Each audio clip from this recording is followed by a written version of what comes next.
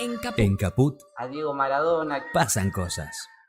Todo el apoyo sincero de un peronista, de un hombre que quiere que la gente coma, que la gente sea feliz. Por eso le mando un beso grande a Ever Bonafini y a vos, Calamaro, te quiero mucho. Muchas gracias por compartir el Santuario de las Madres. Son unos encuentros muy sentimentales los nuestros. La verdad que nos queremos mucho. Radio Caput. Diego es Diego. Y bueno, son esas personas que son indispensables, ¿viste? Esas cosas. Esas personas que son indispensables, ¿viste? Radiocaput.com. Estás conectado. Estás en Caput.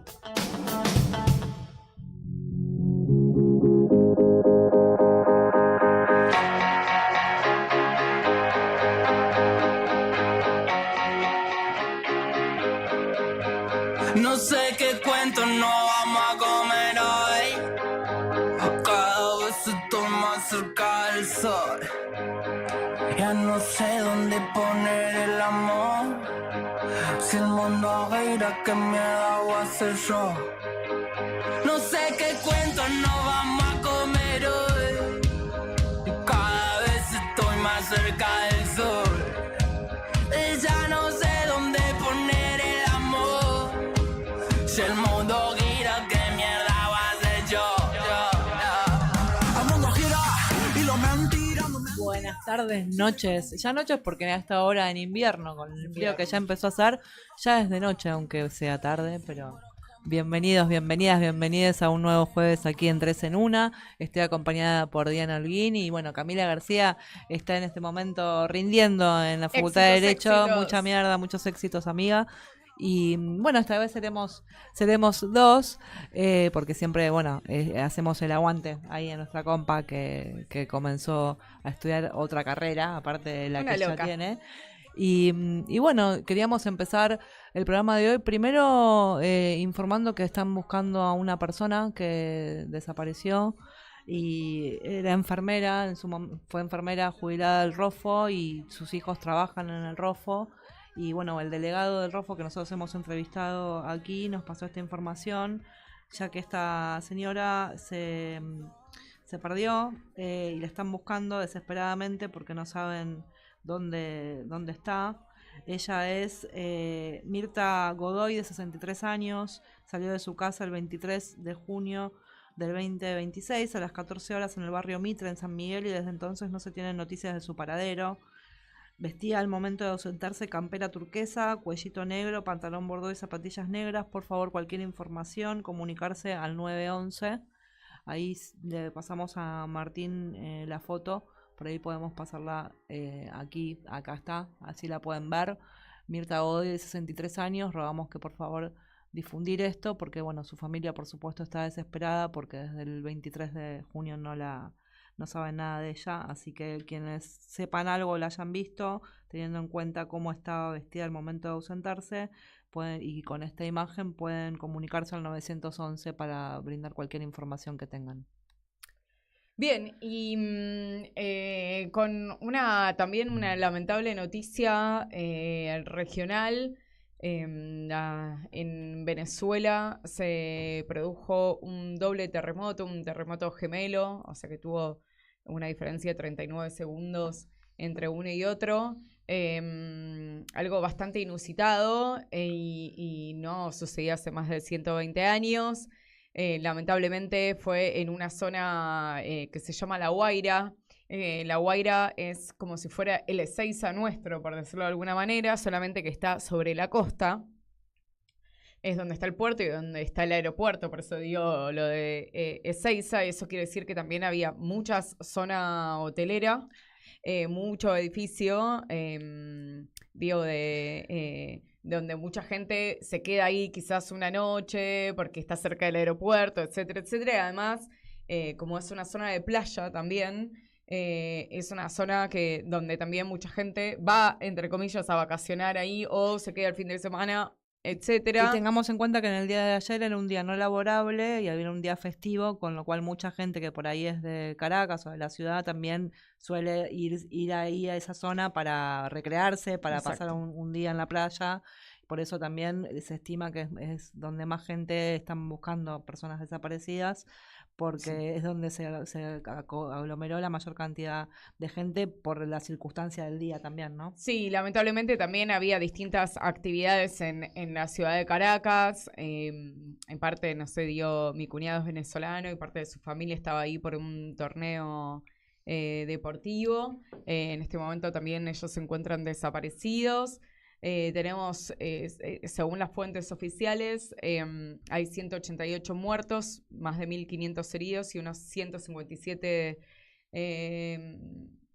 no debe ser 157, hay una página web que salió en el día de hoy, donde la gente reporta, entre comillas, quiero decir, la gente que está desaparecida o no la puede encontrar, no se puede comunicar con ellos, como es un lugar realmente de donde se cortó la energía, donde no deben de tener batería, etcétera, etcétera. Bueno, mucha gente está volcando los datos ahí y a medida que la gente se va comunicando, va apareciendo, se va también reportando que esa gente fue apareciendo, muchos de ellos en distintos videos que fueron apareciendo en las redes sociales, empezaron a decir que no tenía batería y por eso no podía saber y como, bueno, estaba en tal lugar pero no había que notificarse, no me podía comunicar con mi familia. Obviamente les mandamos un abrazo muy grande al pueblo venezolano, lamentablemente vienen en una seguidilla muy, muy cruel. Y bueno, entiendo que están todos los canales abiertos, por suerte, con un poco de racionalidad por parte del gobierno de Javier Milei, en el intercambio con la Cancillería y con el gobierno de Delcy Rodríguez. Así que bueno, esperando lo mejor que se pueda. La verdad, en un momento muy, muy doloroso para el pueblo venezolano y para las familias que están desesperadas buscando a sus familias, ¿no? Totalmente. Pero ya estamos en condiciones de empezar a ponernos en contacto con el primer entrevistado del día de hoy. Se trata del diputado nacional Jorge Tayana. Él es diputado nacional de Unión por la Patria por la provincia de Buenos Aires. Fue canciller en gobiernos anteriores y senador también. Y nos interesa, conocer su opinión sobre muchas de las cosas que vienen ocurriendo en nuestro país, así que nos y en esta semana, ¿no? En particular. En esta semana, lo que pasa es que pasan cosas todas las No, pero esta semana días. en particular, en diputados iba a haber una interpelación al jefe de gabinete, a Manuel Adorni, ¿Sí? Sesión que se cayó, y en el día de hoy también iba a haber una sesión por parte del Senado, de la Cámara Alta. Y tampoco lo hubo, ¿no? Hubo quórum, no, para esa sesión.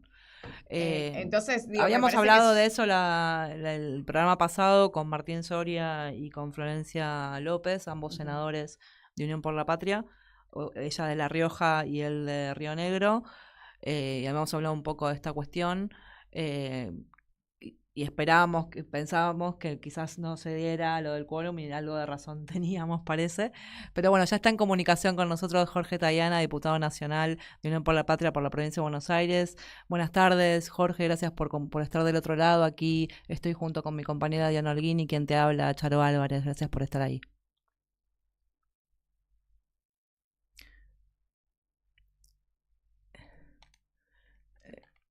¿Está por ahí? Bueno. Ahora lo vamos a tratar de contactar de vuelta. Se ve que hubo un tema y otros con temas, la comunicación. Además de la cuestión de la interpelación al jefe de gabinete y de la hipocresía, digamos, de los bloques radicales y del PRO y otros, pero sobre todo de ambos bloques enteros en su indignación y en su hipocresía constante. Sobre este tema republicana, sí, indignación republicana, pero que mejor no doy quórum para interpelar. También sucedieron varias cosas que también queríamos hablar justamente con Jorge Tayana, que tienen que ver con la hidrovía, con el Super Rigi, que fue votado ayer a la noche, ¿no? Sí. A la madrugada. No, a las 12, 11:30, 12 terminó la sesión. No, bueno, Sí, ahí. ahí. Ahí nomás. Sí, estaba hablando con una amiga que estaba en el Congreso y eran las 10:30 y me dijo, no, todavía falta, no sé qué, así Sí, que... pero digo, antes de las 12 terminó. Y también se votó lo que tiene que ver con los fondos buitres, ¿no? Exacto. Estábamos ahora en comunicación, sí, finalmente con Jorge Tayana, él es diputado nacional por Unión por la Patria, por la provincia de Buenos Aires. Gracias, Jorge, por estar del otro lado. Aquí estoy junto con mi compañera Diana Holguín en 3 en 1 y quien te habla, Charo Álvarez. No, gracias a ustedes por el llamado. Jorge, estábamos ahí haciendo un pequeño repaso de algunas de las cuestiones que se estuvieron dando en esta semana en la Cámara, que tienen que ver, por un lado, con la interpelación a la cual no se logró quórum, y por otra parte, los proyectos que se votaron en el día de ayer. Y queríamos, bueno, conocer un poco tu opinión y, en primer lugar, qué lectura haces del quórum que no fue, digamos, cuando antes quizás se había hablado de que por lo menos muchos legisladores habían planteado por redes y demás que les parecía una indignación total, que iban a acompañar y demás. Y bueno, sucedió lo que vimos, ¿no? ¿Cuál es tu lectura con respecto a eso?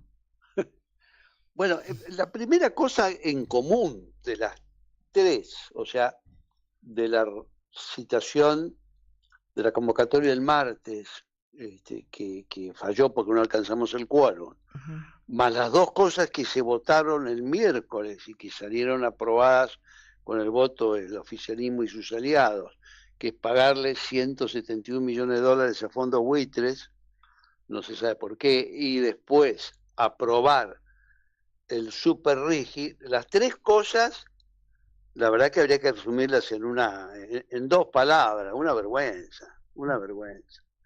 La verdad que todo es una vergüenza eso. Pero bueno, eso es lo que nos tiene acostumbrados el gobierno.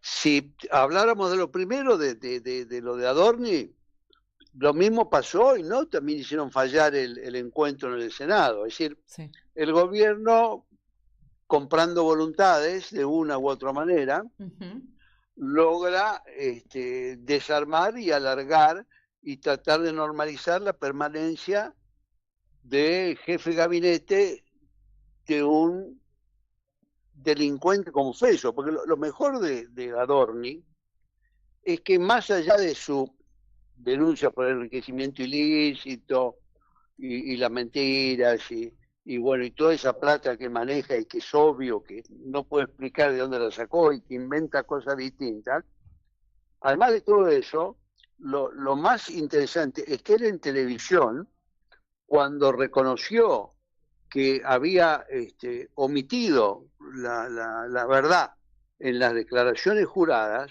cometió un delito, es un delito tipificado en el Código Penal, se llama omisión maliciosa en declaración jurada, que vos no podés hacerla, tiene una pena de 2 años cada una de ellas. O sea, el gobierno está contento porque tiene de jefe de gabinete a un delincuente confeso, más allá de la denuncia y las cosas más serias que son otros.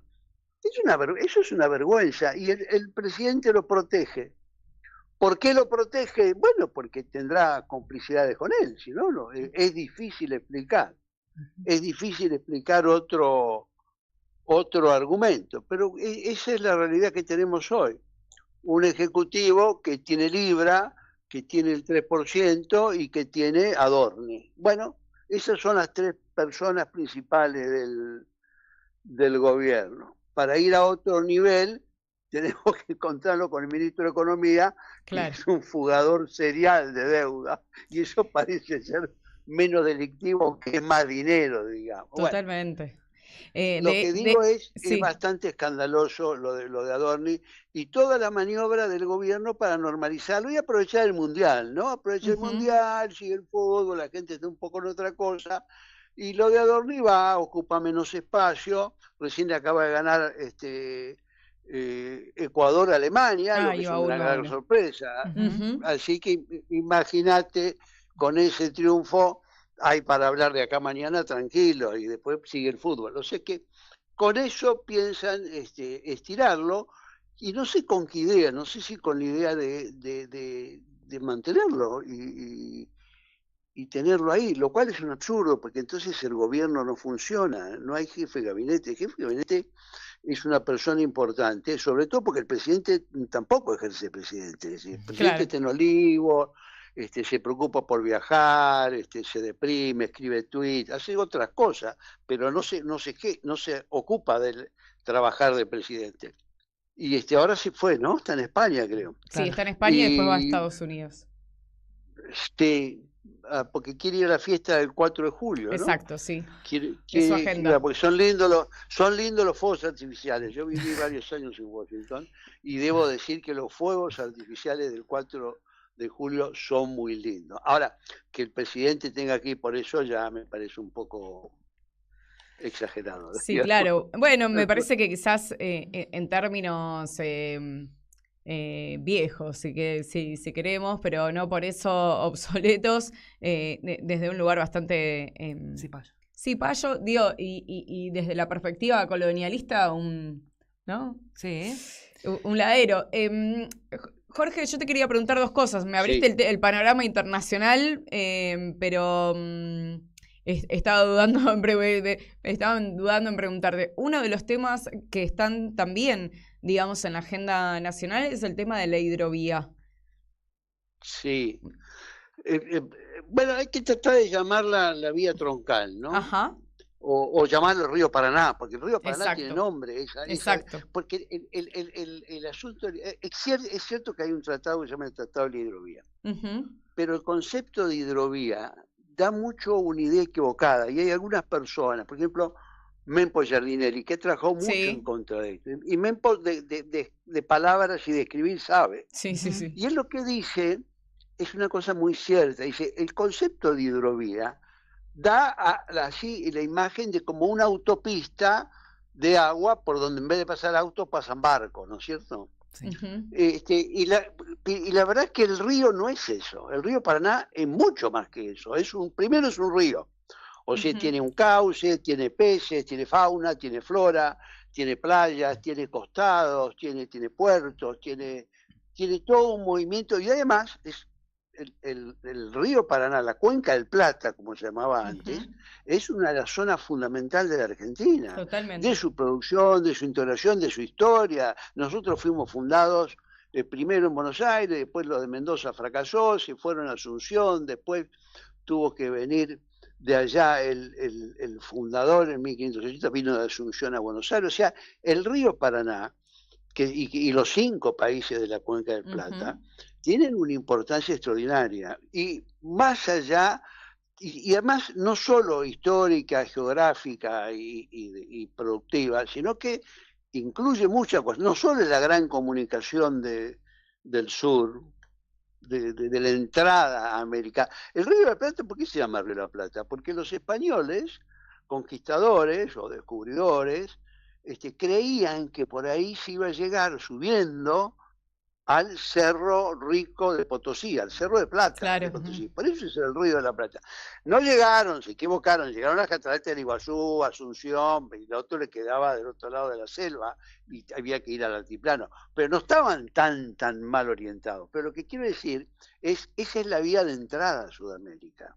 Es la vía de entrada a buena parte de lo que es la Argentina. Entonces, transformar todo eso, que además es una zona viva, con personas, con naturaleza, con todo, en una autopista, es una manera de reducirlo y es una manera de someterlo a los intereses económicos de las exportadoras de granos, que manejan los 5 puertos grandes en la provincia de Santa Fe sobre el Paraná, y a las empresas que son las que hacen el tráfico internacional, ¿no es cierto? Tanto de granos como de contenedores. Y eso que acaba de suceder, que es la adjudicación de la autopista, de la licitación, es muy mala la licitación, es muy mala. Pero no es mala porque lo diga yo, que me interesa el tema, pero finalmente puede decir, no, es un aficionado, es un político, es de la contra, siempre ve todo mal. No, lo dice la PIA. PIA es la Procuración de Investigaciones Administrativas, que es una fiscalía, es un fiscal importante, federal, que se ocupa de la corrupción. Y el señor de la Pía ha hecho, primero volteó ya el año pasado una primera licitación diciendo, miren, esto no va ni para atrás ni para adelante, está muy mal hecha.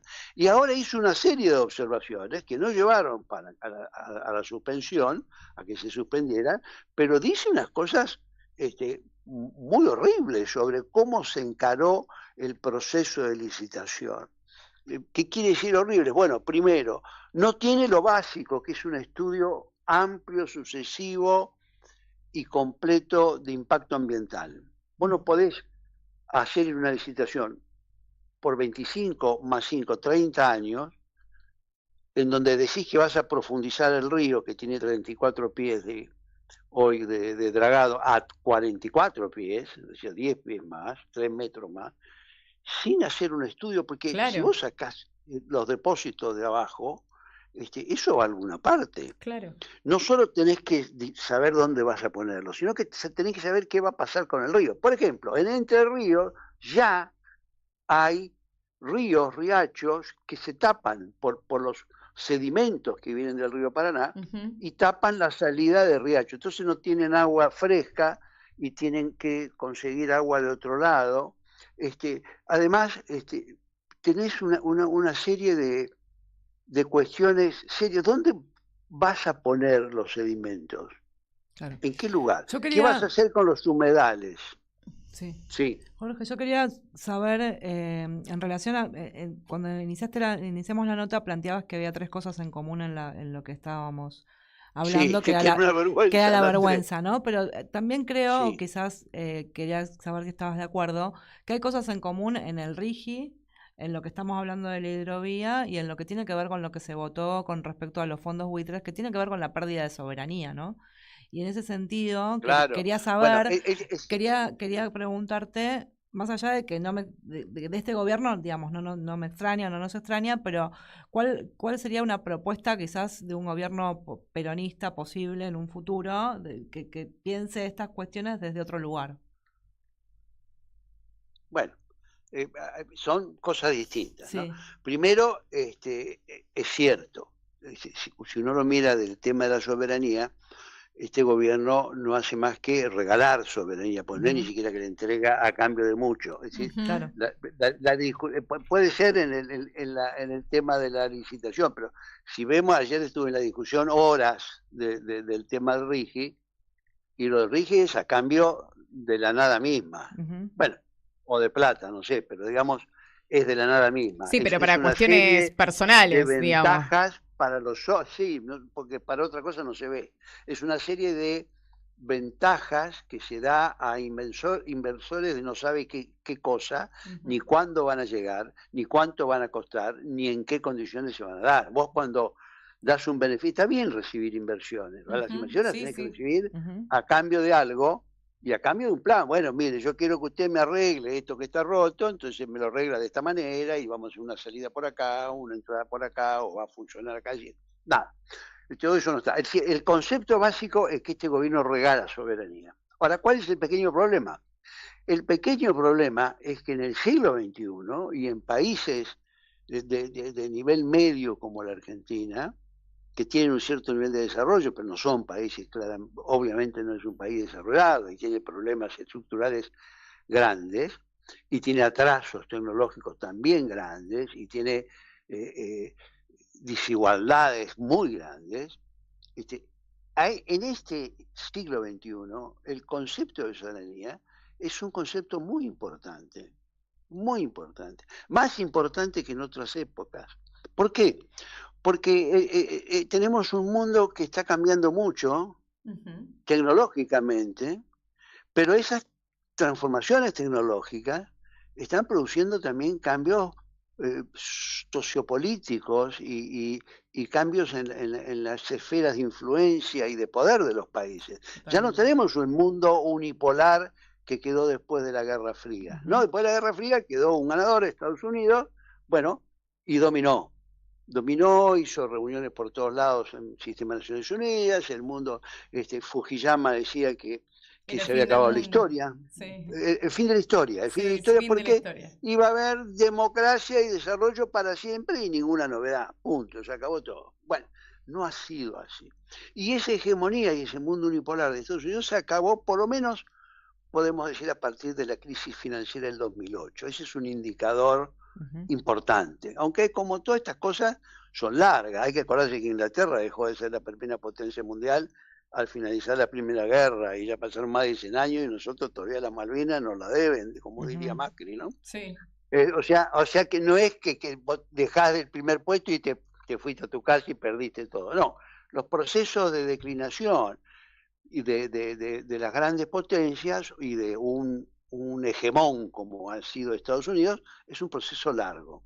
Fíjate el hecho que acaba de tener, que es la evidente derrota en la guerra en el Golfo Pérsico, y es un país, el más importante del mundo, que junto con Israel son derrotados por Irán.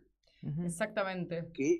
O sea, vos te das cuenta que ese es otro ejemplo. El gran hegemón, bueno, no puede hacer lo que se le ocurre, ni puede hacer una cosa que hizo desde el fin de la guerra hasta ahora, que era el control y dominio de los mares. Que es un tema no menor. Sí. El dominio de los mares es lo que garantiza el comercio mundial. Claro, que en algún momento lo hizo Inglaterra. Ahí me da ya curiosidad, sí. Si querés esta última pregunta, pero me da curiosidad saber si ves que el Estado de Israel tiene esta pretensión, ¿no? Sumando en alianza, digamos, con Estados Unidos, pero en esto de ser un hegemón, o al menos uno de ellos, en esta nueva reconfiguración geopolítica. Yo no sé si el Estado de Israel, Netanyahu, seguro, es un gobierno particular, ¿no? Es un señor que tiene que seguir en el gobierno porque si no va preso por ladrón, ¿no? Tiene un pedido de captura. O sea, mientras él siga primer ministro, tiene elecciones, si las gana, seguirá, y tiene toda esta idea, con apoyo de la extrema derecha, del gran Israel, ¿no? Un Israel que se expande. Exacto. Y que se queda con el Líbano, y que se queda con parte de Siria, y bueno, esa visión. Ahora, lo que pasa es que esta guerra que ha habido, y que iniciaron Estados Unidos y Israel por iniciativa de Israel, porque Israel decía que de nuevo estaban con la bomba atómica y que había que sacarlo. Bueno, resulta que lo único que ha logrado es, bueno, primero mostrar que Estados Unidos falla en dominar los mares, no puede dominar el paso por el estrecho de Hormuz, que estaba abierto antes de empezar la guerra, y ahora todo el lío es reabrir el estrecho de Hormuz. Si parece una película cómica, es decir, claro, está abierto el estrecho de Hormuz, hacemos la guerra y el problema es que hay que abrir el estrecho de Hormuz. El estrecho de Hormuz estaba abierto. No solo va a quedar abierto, sino que más te van a cobrar ahora los iraníes. Están en una mejor posición. Con Omán, en Omán, que eran sus enemigos. Claro. O sea, bueno, entonces lo que está pasando es eso, que se ha producido una diferencia importante entre Israel y Estados Unidos, y yo creo que esa diferencia va a crecer. Porque lo que se ha mostrado en esta guerra es que los intereses de una potencia que se comienza a replegar sobre su propio territorio y sobre América Latina, y ese es un problema que es otro capítulo, pero es nuestro, digamos. Eso. Pero de allá se va alejando, incluso porque ahora es el mayor productor de petróleo del mundo, más que Arabia Saudita y más que Rusia, ¿no? Estados Unidos. O sea, el tema petróleo para Estados Unidos ya no es tan relevante. Y lo que resulta es que esa zona, que era una zona donde la seguridad la daba Estados Unidos, es decir, si vos sos Qatar o a Emiratos, cuando vos vas a Dubái o vas a Doha, que por ahí los argentinos fueron a ver el Mundial allá en Doha, y veías todo eso maravilloso, y los edificios y las islas artificiales, todo eso, vos decías, bueno, ¿cómo se sostiene esto? Bueno, se sostiene porque hay mucho gas, mucho petróleo y hay una garantía. Qatar, por ejemplo, tiene la principal base de ejército norteamericana en el Golfo Pérsico. Bahrein tiene la principal base. Sí, se fue. Lo que ha pasado ahora es que resulta que Qatar, Omán y Arabia Saudita han comprendido, bueno, Estados Unidos no nos garantiza la seguridad. Claro. Así que mejor nos distanciamos. Entonces van a buscar un camino de menor dependencia con Estados Unidos, no van a arreglar con Israel, y en un tiempo van a arreglar con Irán. Claro. Eso es lo que va a pasar, con el que tiene una rivalidad histórica. El día que Arabia Saudita arregle con Irán, el Golfo Pérsico se ordenó a partir de dos rivales históricos. O sea, en términos políticos, lo de la guerra del Golfo Pérsico, la guerra que desataron Estados Unidos e Israel contra Irán, ha sido un desastre para muchas vidas que se perdieron, para mucha infraestructura que se destruyó, pero sobre todo desde el punto de vista político ha sido una derrota para Estados Unidos y para Israel. Claro. Te queremos agradecer, Jorge. Jorge, un día no querés venirte al piso. Necesitamos preguntarte muchas cosas. No. Pero porque me quedó la pendiente la región latinoamericana con lo que decías de Trump mirando, el Keiko Fujimori, de la Priela, las próximas elecciones en Brasil. Necesitamos hablar de estos temas. ¿Cómo no? ¿Cómo no? Sí, vamos, hagámosla. ¿Cómo no? Muchísimas gracias. Vamos a contar con ese compromiso para una próxima en el piso. Te agradecemos mucho, Jorge, por esta oportunidad de hablar contigo. No, gracias a ustedes. Un saludo. Gracias. Estábamos hablando con Jorge Tayana, diputado nacional de Unión por la Patria por la provincia de Buenos Aires, y nos vamos a una breve tanda con nuestro sponsor oficial, Lipo, y volvemos ya con una entrevista en piso. Lipo, los caramelos y chupetines que eligen hace 50 años los argentinos. Ahora podés coleccionar los productos Maradona. 8 latas coleccionables con todos los equipos donde estuvo Dios. Seguinos en redes, @LipoArgentina, y conocé cómo adquirir nuestros productos. ¿Querés arrancar la mañana bien informado? ¡Rompela! InfoSiberia, las noticias en tu celular. Manda un mensaje de WhatsApp al 1128679078 y recibilo gratis todas las mañanas. Vos sos la única que me hace feliz cuando nadie te dice la verdad. InfoSiberia, las noticias en tu celular. No seas como los demás. Manda un mensaje de WhatsApp y recibilo gratis todas las mañanas. La lupa mágica de la palabra, donde se nos asoman los de las teclas y nos proporcionan un pedazo ya. La lupa mágica de la palabra, con la conducción de Alejandro Gil, desde San Miguel de Tucumán. La lupa mágica de la palabra. La palu cájima de la bralapa. De lunes a viernes a las 12 de la noche. En Capó.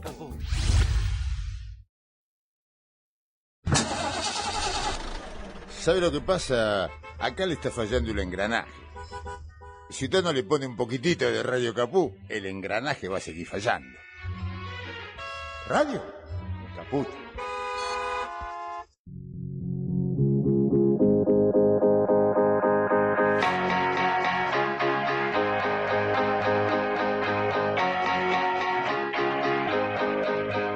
No sé qué cuento no vamos a comer. Bueno, ahora volvimos al piso y tenemos el honor de estar aquí junto con Diana, mi compañera, y que les habla Charo Álvarez con Rodolfo Edwards. Él es licenciado en Letras de la UBA, especializado en literatura argentina y latinoamericana, y tiene varios libros editados.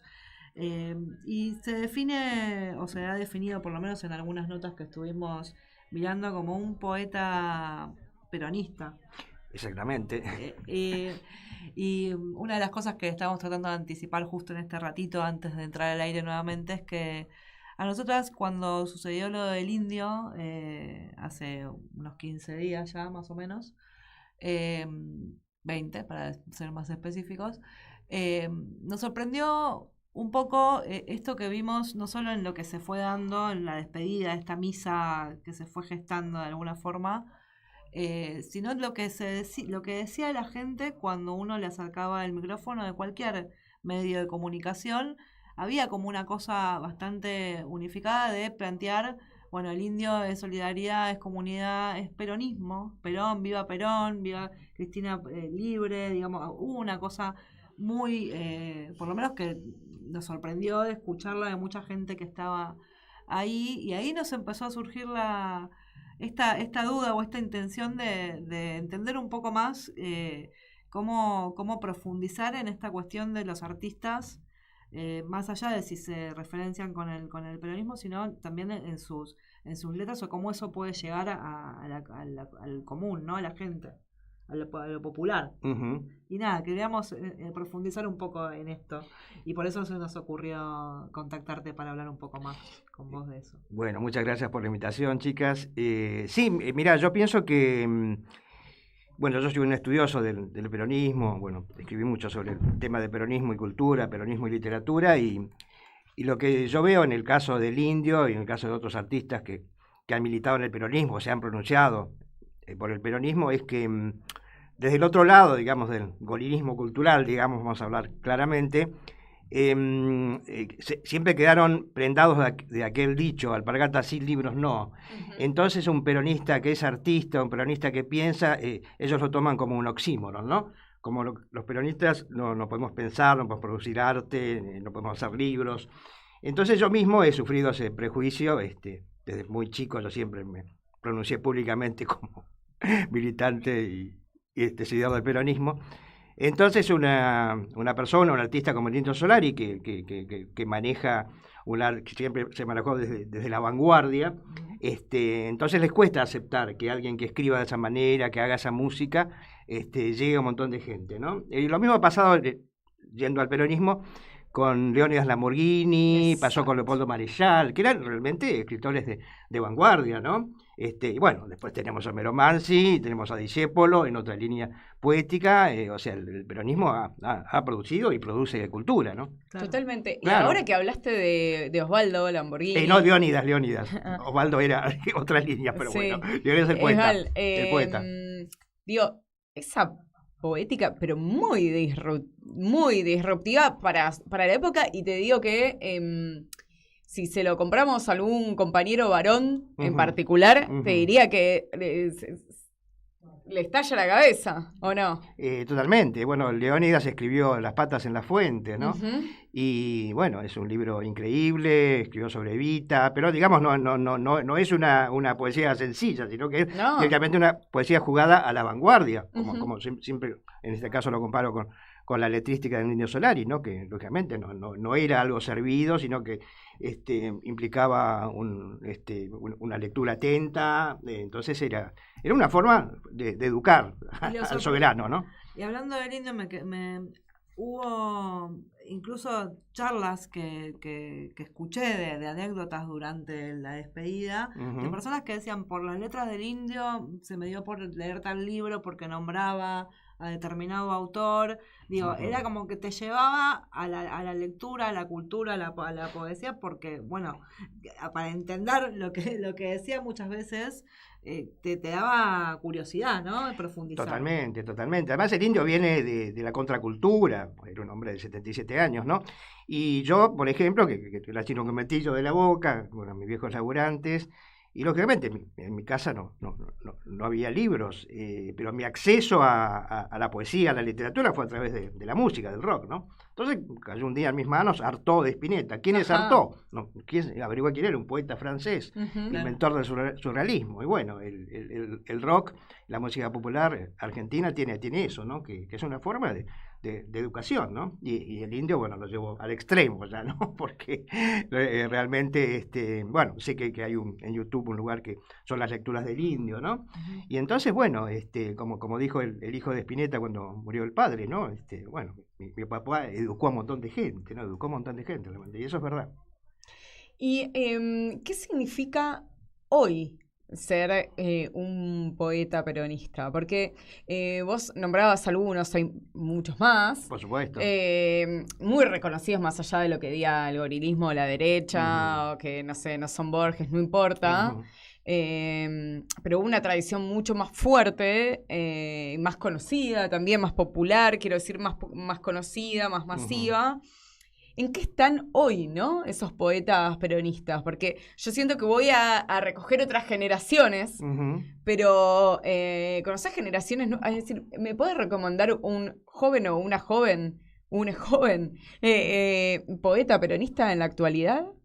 Y mirá, yo te puedo recomendar a un gran compañero y amigo que se llama Juan Diego Incardona, ¿no? Que es es poeta, pero sobre todo es narrador y bueno, es un gran escritor, ¿no?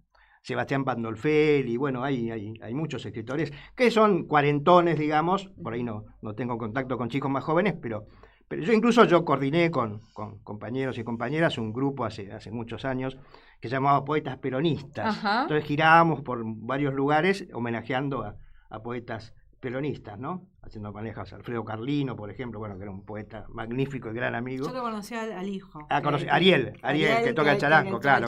Sí. Bueno, con Carlino hemos militado muchísimo juntos, haciendo actos culturales, bueno, haciendo movidas, moviendo a la gente. La verdad que con Carlino tuve una experiencia maravillosa.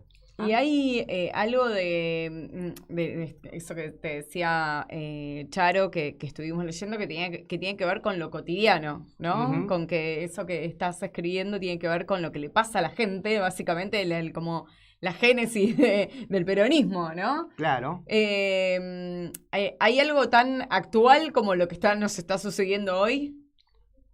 ¿Alguien escriba sobre lo que está pasando? Bueno, yo escribo sobre lo que está pasando. Exacto. Sí, por eso. Bueno, voy a sacar un libro ahora dentro de poco, saqué un libro de este año también, un libro de poemas, y siempre en mi poesía se filtra lo actual, lo cotidiano, lo que pasa, ¿no? Lo que nos pasa. Siempre está presente. Yo, como siempre digo, yo no escribo desde el yo poético, sino siempre del nosotros poético, ¿no? Yo siempre trato de hacer una voz que sea plural, no una voz individual. Y digamos también que todo el tiempo estás pensando como en poesía, ¿no? Y totalmente. Que no hay un momento en que te sentás y te sales, sino que todo lo que vas viendo o con lo que vas conectando se va traduciendo en eso que después quizás luego escribís. Totalmente. Y a mí, pensando en el peronismo y en la cultura, yo algo que por lo menos es mi percepción, que falta mucho para que se entienda desde lo político partidario que lo cultural es político, ¿no? Que es como que tratan de separar la cultura por otro lado. Claro. Pero siempre me viene a la memoria como, un emblemático peronista y artista fue Leonardo Fabio. Por supuesto. Por ejemplo, ¿no? Que tenía esta cuestión de plantear, no solo en las películas, sino en algunas de sus canciones, cosas que tenían que ver con lo que sucedía a los más vulnerables. Bueno, ni que hablar de la emblemática escena de Gatica con el Viva Perón al final, por esa capacidad de poder hacer carne su militancia y hacerla arte. Claro, ¿no? Bueno, Fabio es uno de los grandes referentes de los peronistas culturales, ¿no? Y bueno, justamente Alfredo Carlino, que nombramos recién, yo me emocioné mucho cuando yo fui al estreno de Perón, Sinfonía de un Sentimiento, que se dio en un centro, en una unidad básica, se dio el estreno porque la película no se podía distribuir, no sé qué, y lo vimos un grupo de compañeros. Y entonces al final de la película decía asesoramiento histórico Alfredo Carlino. Claro, se te llenó el pecho. Y bueno, él vivía todavía y lógicamente ahí lo abracé y lloramos juntos, ¿no? Claro.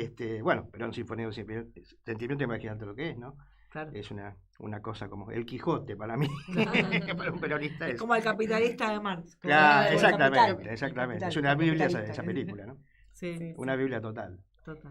¿Tenés una cátedra de rock nacional? Exactamente, sí. Yo trabajo desde prácticamente la fundación en la Universidad Nacional de Hurlingham.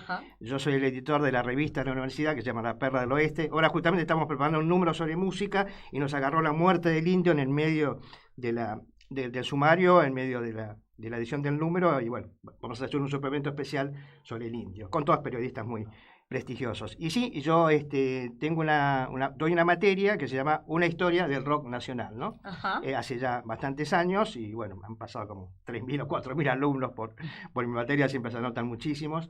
Y sí, es una historia del rock nacional desde la década del 50 hasta Cromañón. Pero por supuesto no es solamente música, sino que vemos todo el trasfondo político, social, cultural de Argentina y del mundo, ¿no? Con la excusa de las canciones. ¿Se detiene en Cromañón por alguna cuestión en particular? Se tiene Cromañón porque yo ahí vi un corte, ¿no? Vi un corte porque es un antes y después Cromañón, ¿no? Pues ahí cambia todo en ese año trágico 2004 y empieza otra forma de comprender la música, de organizar un espectáculo y todo lo demás. Y bueno, era mucho para llegar hasta el presente, bueno, creo que eran 2 años seguidos.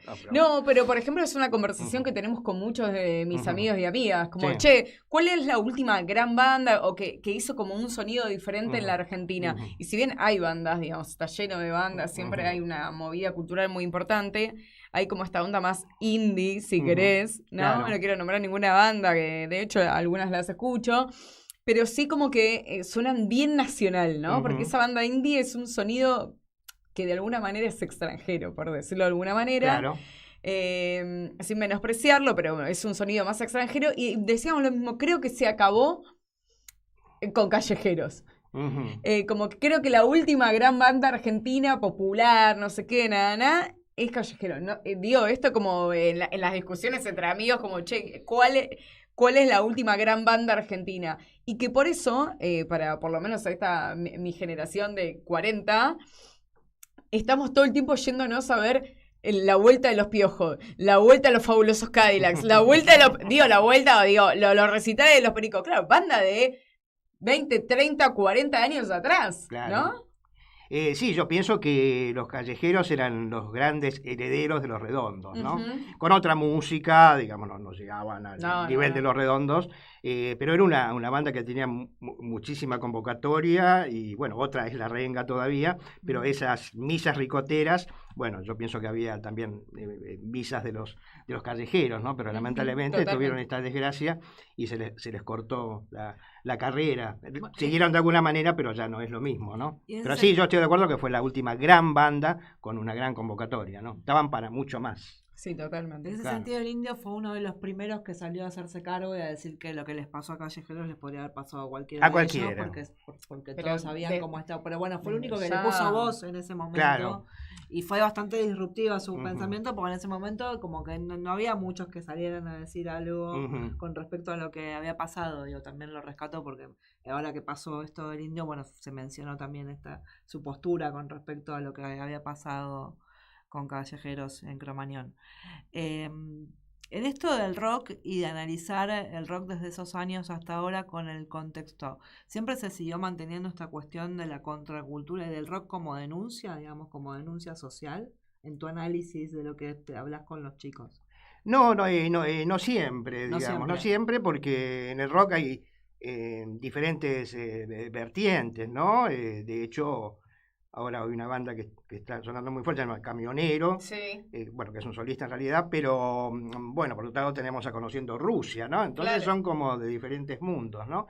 Y eso siempre pasó en el rock nacional, desde los orígenes, porque teníamos Almendra, que era el Flaco, Edelmiro, Emilio, Rodolfo, que era una cosa muy surrealista, muy volada, muy psicodélica, y teníamos a Manal, que era el tango hecho blues y rock, ¿no? Y que hablaba de General Blues, hablaba del obrero que va caminando a su trabajo, el tipo bohemio que anda a la madrugada, bueno, hablaba de la ciudad, de las cosas que nos pasan, y el Flaco se volaba, ¿no? Ahí ya tenés como dos vertientes, Boedo y Florida, bueno, en la literatura, entonces siempre en el rock han convivido diferentes estilos y formas y pensamientos, ¿no? Y en los 90 el rock sónico, de Babás Sónicos, del Otro Yo, bueno, que está en Cana, decía Aldana, y bueno, Peligrosos Gorriones, y por otro lado La Renga, Los Piojos, Los Caballeros, Viejas Locas, entonces ahí tenés mundos totalmente que casi no se tocan, ¿no? Sí, y de nuevo me suena a bandas que tienen muchos años, excepto Conociendo a Rusia, y Camioneros sí, por lo pronto trae mucho back, ¿no? Como de la 25, como de bandas ya que sí es un sonido conocido, ¿sí? Claro. Como Autos Robados, que le encanta a nuestra compañera que hoy no está y que espero que le esté yendo bien en el parcial, pero que fuimos a verlo en diciembre para el festival que hubo en la ESMA, ¿viste? Por los derechos humanos, que siempre está, que fuimos a verlos. Sí. Pero bueno, son bandas que sí me hacen acordar más a la 25, a esa rama, digamos, del rock.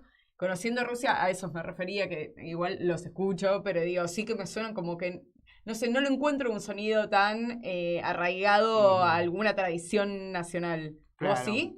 No, lo que pasa es que, como yo a veces en clase cuento la historia, o sea, detrás de esta movida del trap, de la música urbana, está Lauría, que es un productor, ¿no? Es un fenómeno bastante prefabricado, ¿no? Sí.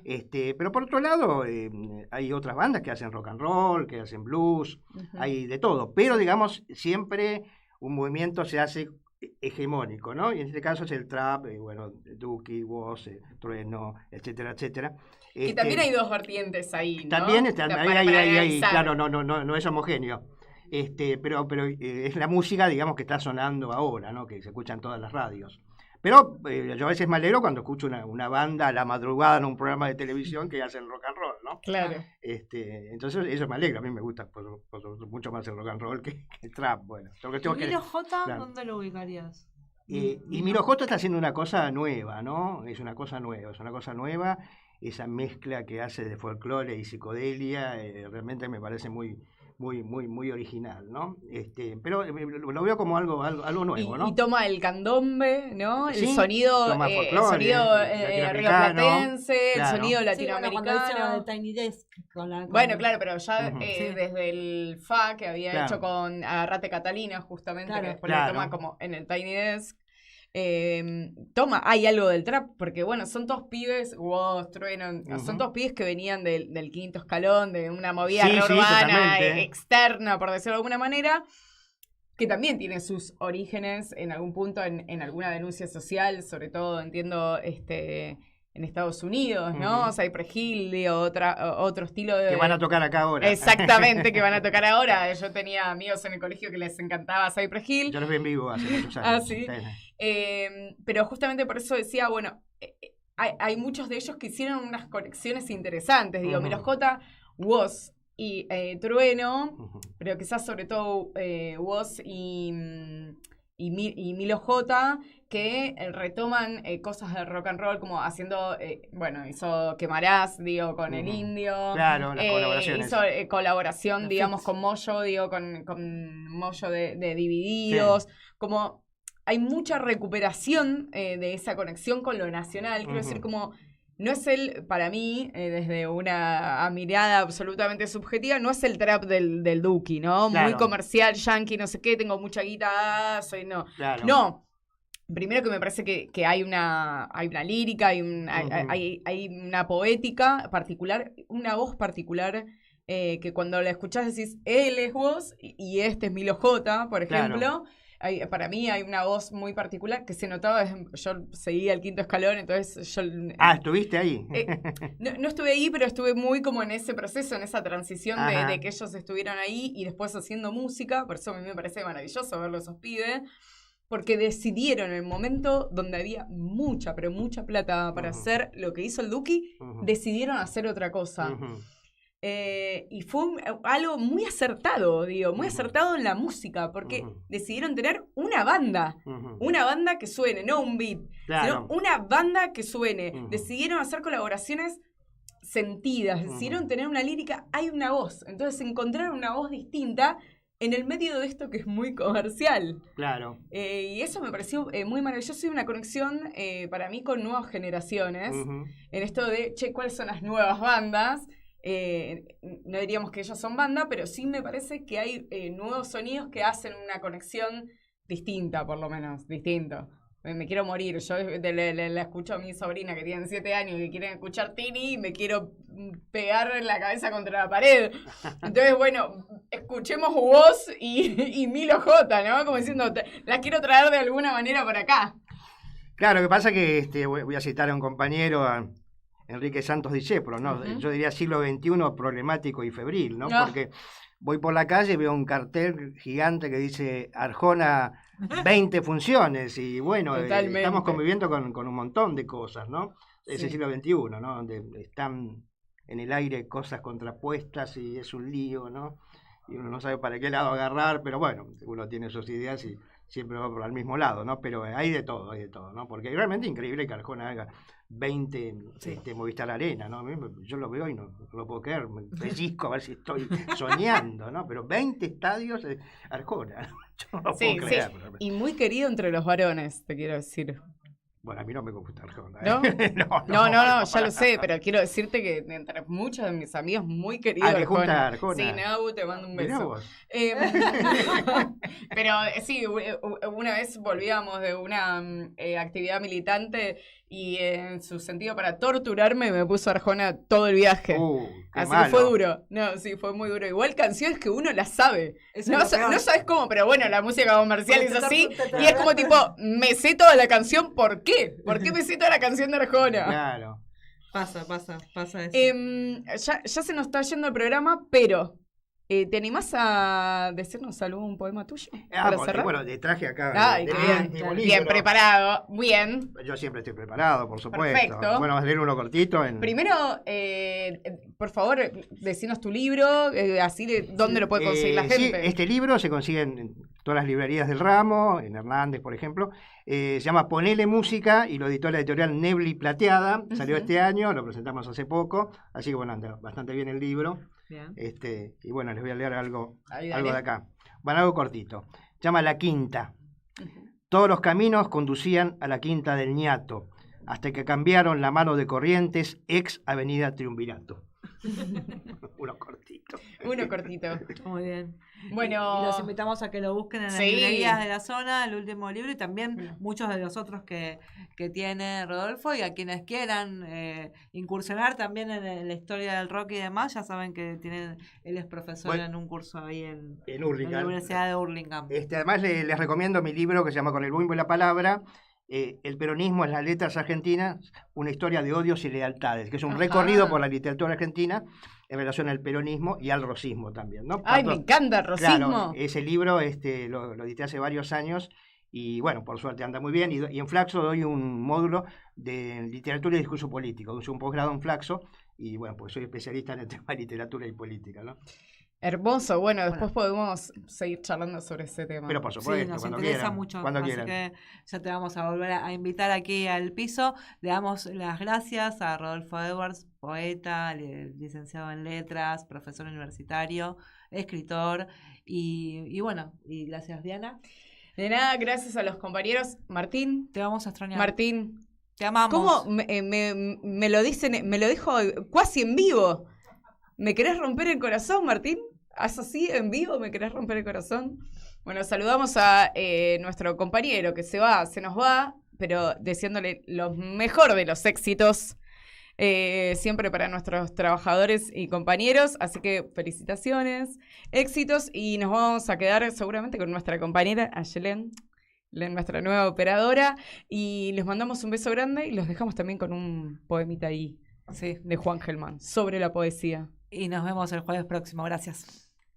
Sobre la poesía, habría un par de cosas que decir. Que nadie la lee mucho, que esos nadie son pocos, que todo el mundo está con el asunto de la crisis mundial y con el asunto de comer cada día. Se trata de un asunto importante. Recuerdo cuando murió de hambre el tío Juan. Decía que ni se acordaba de comer y que no había problema. Pero el problema fue después. No había plata para el cajón. Y cuando finalmente pasó el camión municipal a llevárselo, el tío Juan parecía un pajarito. Los de la municipalidad lo miraron con desprecio o desdén. Murmuraban que siempre los están molestando, que ellos eran hombres y enterraban hombres y no pajaritos como el tío Juan. Especialmente porque el tío estuvo cantando Pío Pío todo el viaje hasta el crematorio municipal. Y a ellos les pareció un irrespeto y estaban muy ofendidos. Y cuando le daban un palmetazo para que se callara la boca, el Pío Pío volaba por la cabina del camión y ellos sentían que les hacía pío pío en la cabeza. El tío Juan era así, le gustaba cantar y no veía por qué la muerte era motivo para no cantar. Entró al horno cantando pío pío, salieron sus cenizas y piaron un rato, y los compañeros municipales se miraron los zapatos grises de vergüenza. Pero, volviendo a la poesía, Los poetas ahora la pasan bastante mal. Nadie los lee mucho, esos nadie son pocos, el oficio perdió prestigio. Para un poeta es cada día más difícil conseguir el amor de una muchacha, ser candidato a presidente, que algún almacenero le fíe, que un guerrero haga hazañas para que él las cante, que un rey le pague cada verso con 3 monedas de oro, y nadie sabe si eso ocurre porque se terminaron las muchachas, los almaceneros, los guerreros, los reyes, o simplemente los poetas, o pasaron las dos cosas y es inútil romperse la cabeza pensando en la cuestión. Lo lindo es saber que uno puede cantar pío pío en las más raras circunstancias. Tío Juan después de muerto, yo ahora para que me quieras.